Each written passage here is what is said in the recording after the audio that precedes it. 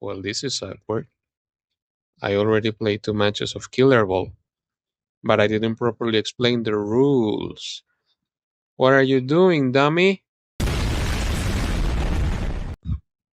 So today, I want to introduce you to the new DVD challenge, only for the real Pokemon masters at home. I bring you Killerball. The goal for the first phase of the challenge is quite simple. You have 43 killers, since Jason released today. From now on, we will refer to them as Killer Balls. You get only one game with each Killer Ball.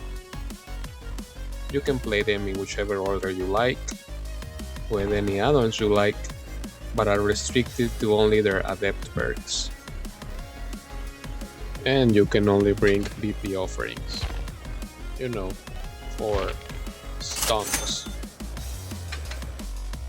The main goal of the challenge is to capture as many unique survivors as you can.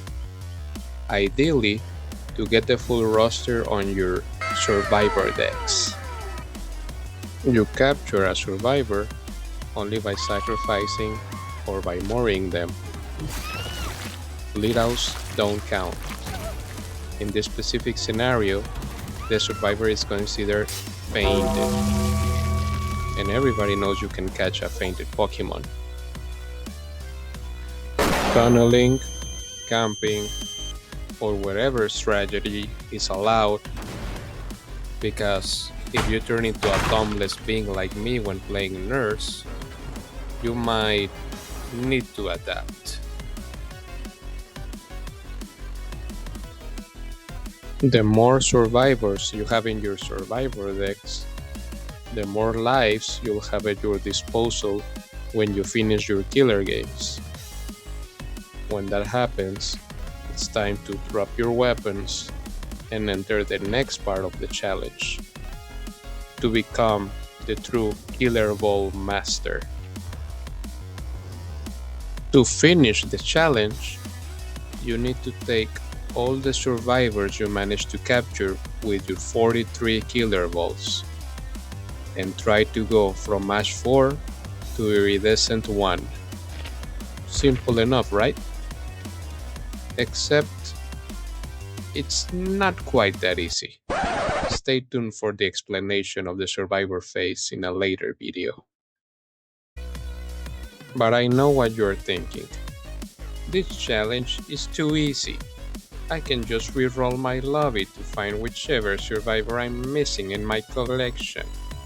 This Slipknot fella is such a dummy, an incompetent individual.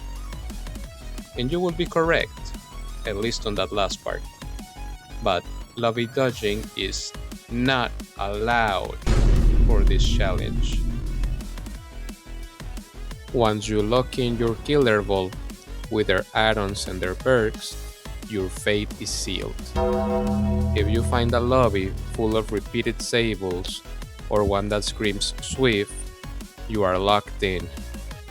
That is, unless you possess one Smoke Bomb. Each Smoke Bomb grants you one lobby reroll. That's your saving grace. You get one at the start of the challenge. You get another one after game 20, and the last one after game 40. They are extremely rare, so use them wisely. It should be pretty obvious by now, but in case of a missing no scenario, meaning a cheater shows up in your lobby, that match is pretty much voided, and you can run a new match with your Killer Ball.